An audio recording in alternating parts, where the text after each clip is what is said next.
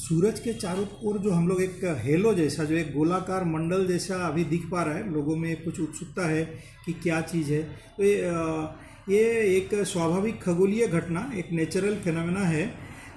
जब खास करके जैसे कि एक प्रिज्म होता है, प्रिज्म तो उसको हम लोग रिफ्रेक्शन कहते हैं।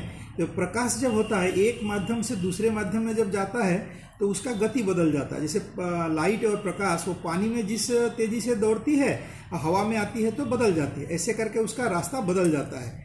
तो हमारे चारों तरफ जो एटमॉस्फेयर है उसमें जो बारिश के कुछ कण हैं, पानी के कण हैं, कुछ बर्फ़ के कण भी होते हैं।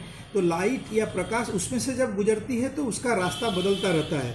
तो इसी तरह करके कुछ कुछ जगह है, जैसे हम लोग कुछ जगह को साइरस क्लाउड्स बोलते हैं, ऐसे जगहों से जब ये प्रकाश गुजरती है, और ख़ास करके कुछ ऐसे दिनों में जहाँ कुछ बदली रहा हो, जैसे अभी बारिश का मौसम है, तो ये बारिश के कण या जो हमको कभी छोटे छोटे आइस क्रिस्टल बोलते हैं, बर्फ़ के भी छोटे छोटे कण वो जमा होकर रहते हैं, तो वो प्रिज्म का काम करते हैं। जैसे प्रिज्म इस तरह का होता है, उसमें लाइट जाके वो अपना रास्ता बदल देती है।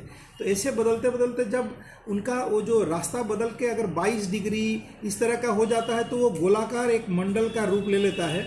वो देखने में बड़ा सुंदर, जो जिसको हम लोग सोलर हेलो या सन के चारों तरफ का हेलो बोलते हैं। तो ये वस्तुतः जैसे मैंने बताया कि एक स्वाभाविक सा खगोलीय घटना है और वो देखने में बहुत सुंदर लगता है। कभी कभार इसको बताया गया है कि कुछ तूफान आने वाला हो या जो मौसम में बदलाव आता है, मान लीजिए कड़ा धूप हो और चारों तरफ हमारा जो वातावरण है, एटमॉस्फेयर है, उसमें जो बारिश के कण फैले हुए हैं, तो जिस तरह से हम लोग कभी इंद्रधनुष देखते हैं वो उसमें डिस्पर्शन होता है। और इसमें क्या होता है, लाइट का स्कैटरिंग यानी फैलना होता है, और 22 डिग्री के पश्चात होने पर वो चारों तरफ से एक गोलाकार मंडल जैसा दिखने लगता है। हालांकि वो हमारे तरफ ही है, सूरज तो बहुत कोसों दूर है हमसे, लेकिन हम जिस जगह से देखते होते हैं उस जगह से लगता है कि सूरज के चारों तरफ एक गोला बना है और बीच में सूरज दिखाई दे रहा है। तो यही वो कारण है जिससे सूरज के चारों तरफ जो, जिसे हम हेलो बोलते हैं, या जो गोलाकार एक मंडल बन जाता है सुंदर सा, उसका।